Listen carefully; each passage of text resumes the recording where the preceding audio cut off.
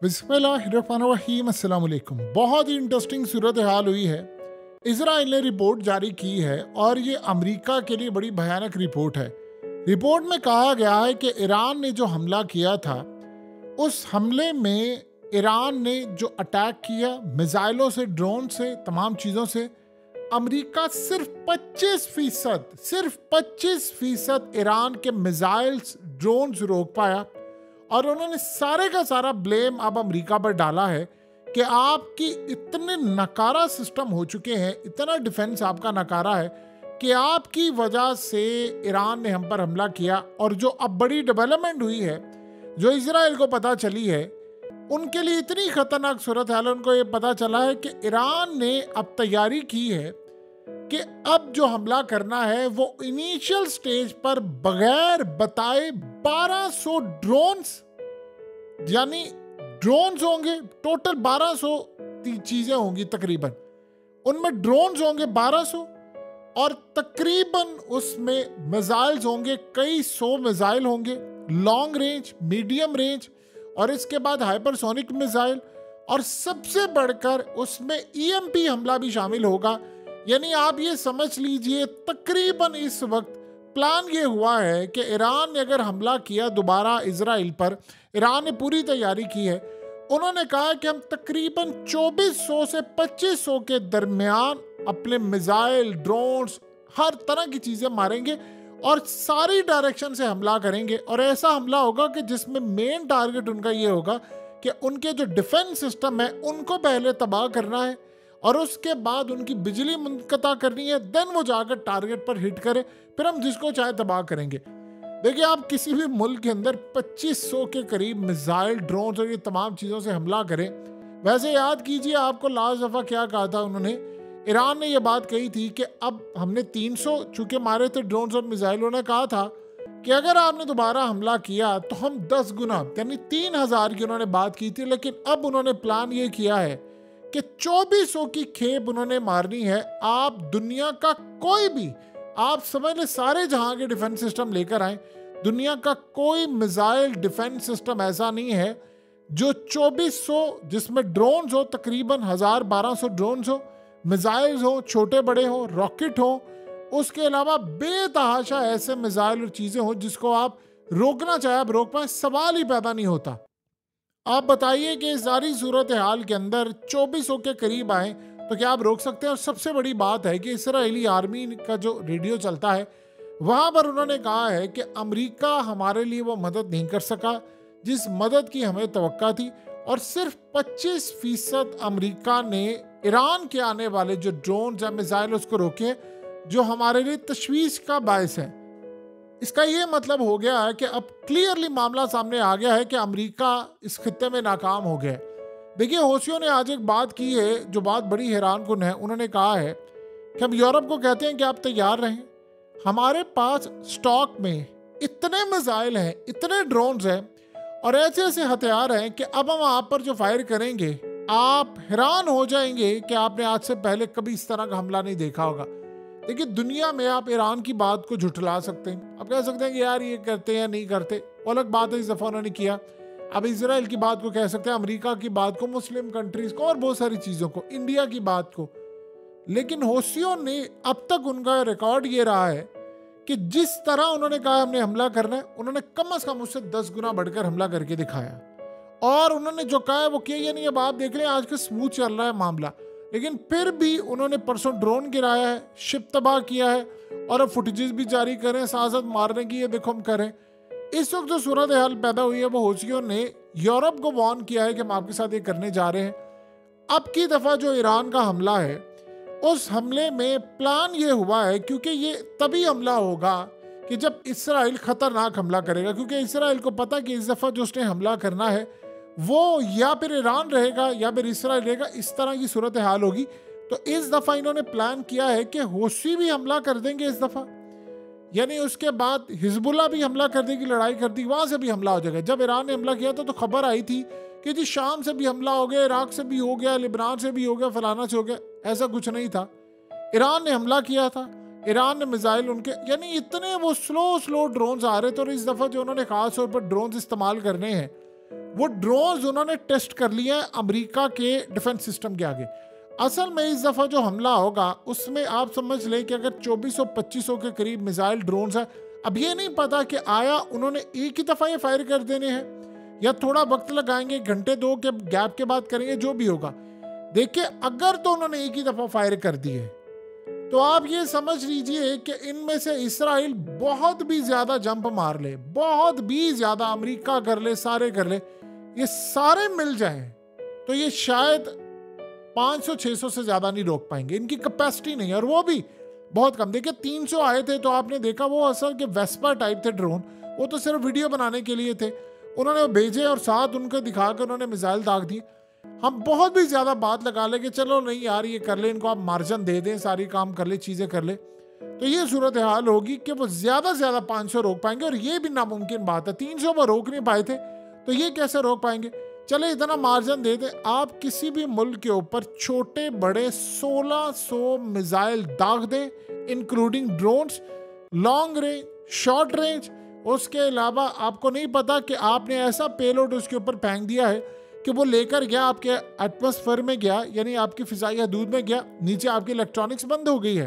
Then उसको ये भी नहीं पता कि आपको अब अगला सीन क्या मिलने वाला है, कि हाइपरसोनिक मिसाइल मारना है, सुपरसोनिक मारना है, क्या करना है, और हौसियों ने भी उसके साथ हमला करना है। ये इस वक्त ईरान की जानिब से पैगाम दिया गया है कि आपने अगर हमारे एटमी प्रोग्राम की तरफ आने की कोशिश की, जो कि गालिबन मई के एंड तक इन्होंने फाइनलाइज कर लेना है और हमला करने के लिए तैयार है, तो आप बता सकते हैं कि दुनिया के अंदर इससे बड़ा आपने कब लास्ट टाइम हमला देखा होगा। देखिए, ईरान का जहाँ तक मामला है, ईरान के पास हमला करने के लिए बहुत सारी ऑप्शंस हैं, मिसाइल है, टेक्नोलॉजी है, और सबसे बढ़कर देखिए आप एक चीज़ को समझे, आप छोटे छोटे ड्रोन्स मारते हैं। ईरान ने असल में स्ट्रेटजी सीखी थी चाइना से काफ़ी अरसे से। चाइना की स्ट्रेटजी ये है कि दुश्मन को हमेशा धोखे में रखना है, दुश्मन को आपने हमेशा धोखे में रखना है। इस तरह का धोखा आपने उसको देना है हमेशा से दुश्मन को, कि उस धोखे के अंदर आप दुश्मन को ये बताएं कि मेरी टेक्नोलॉजी का तुम्हें नहीं पता। ईरान ने ये काम करना है।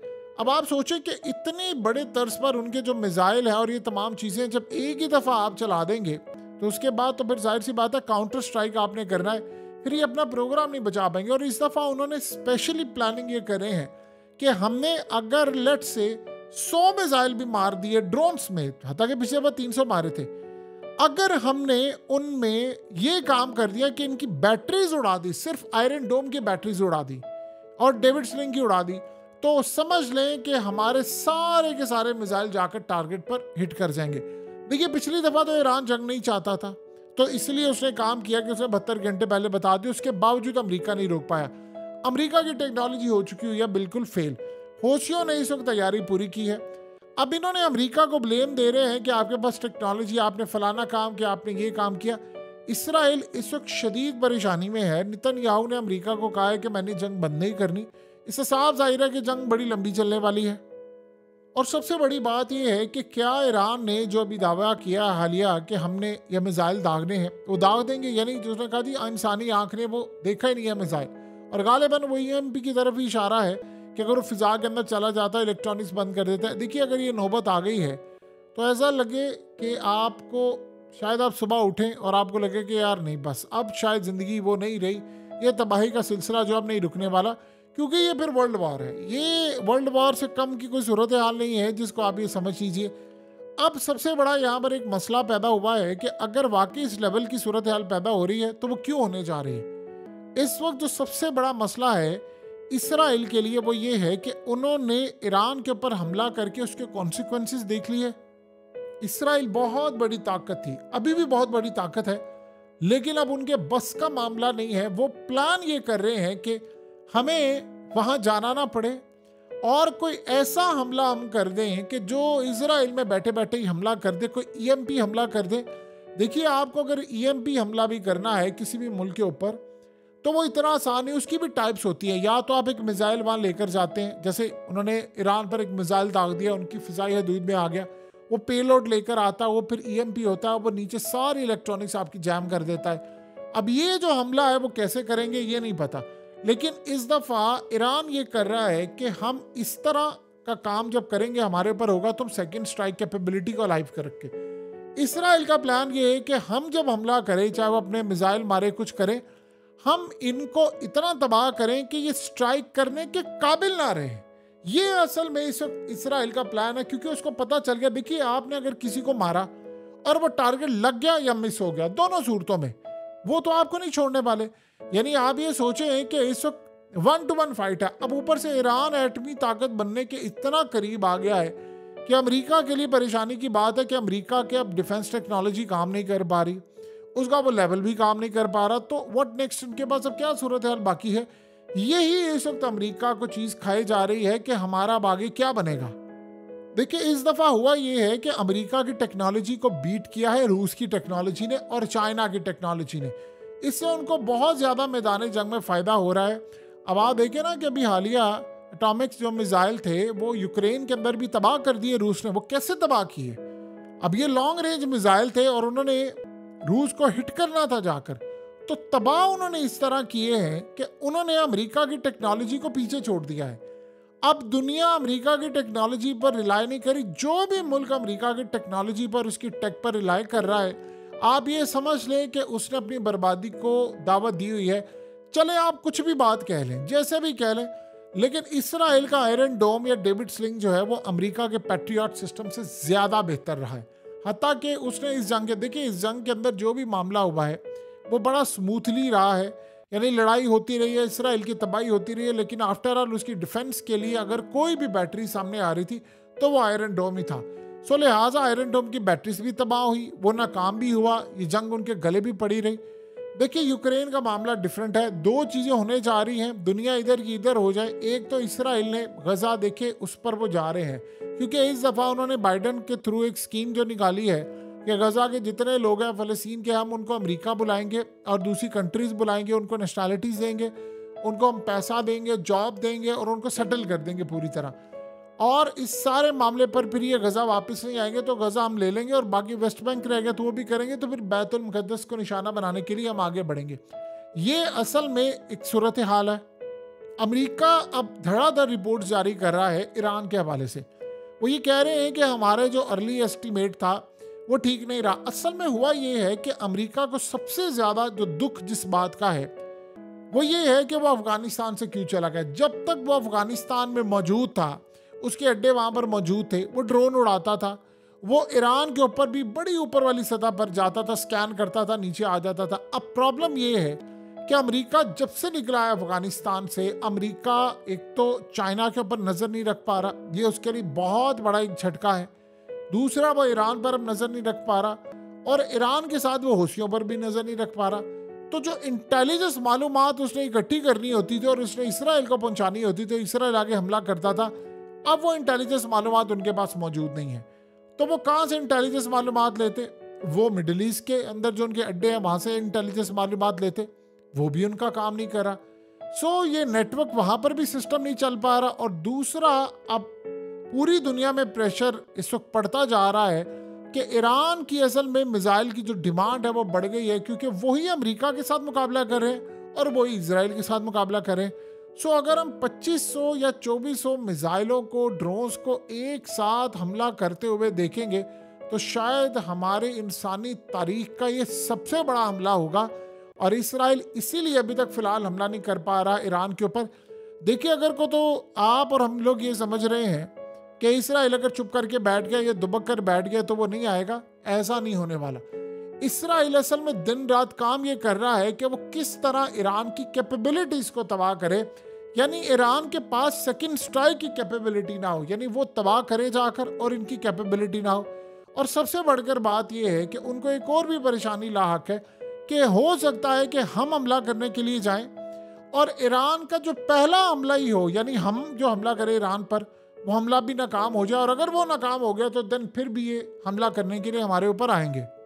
इसीलिए तो एंटनी ब्लिंकन ने जाकर चाइना को ये कहा है ना कि हम आपके बैंक्स और तमाम चीज़ों पर पाबंदी आयद करने जा रहे हैं, आप रूस को हथियार देना बंद करें, ये तमाशा बंद करें। आप रूस को हथियार देते हैं, वो इस तरह देते हैं कि आप रूस को मिलिट्री कंपोनेंट्स देते हैं, तो वो आगे हथियार बनाते हैं और वो आगे चाइना की तर्ज को फ़ायदा उठाते हुए वो ईरान के साथ कम्युनिकेट करते हैं, पैसा देते हैं, उनको टेक्नोलॉजी देते हैं और वो आगे बढ़कर काम करता है।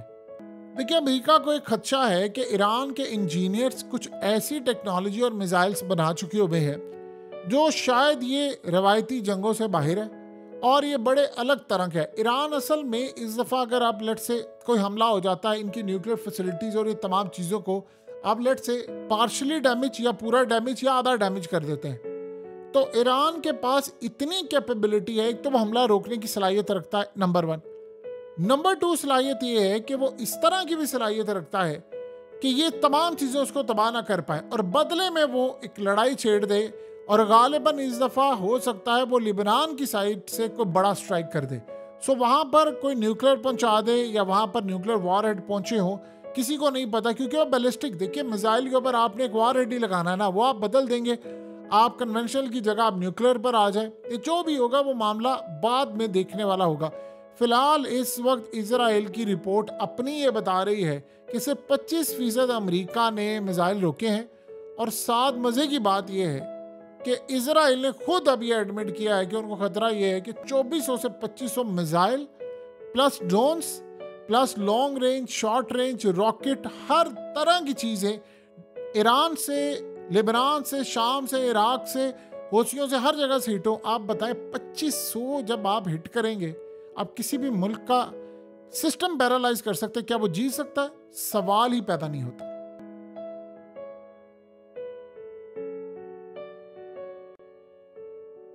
हकीकत टीवी को सब्सक्राइब करना मत भूलें, वीडियो को लाइक करें, शेयर करें और कमेंट सेक्शन में अपनी राय का इजहार ज़रूर करें।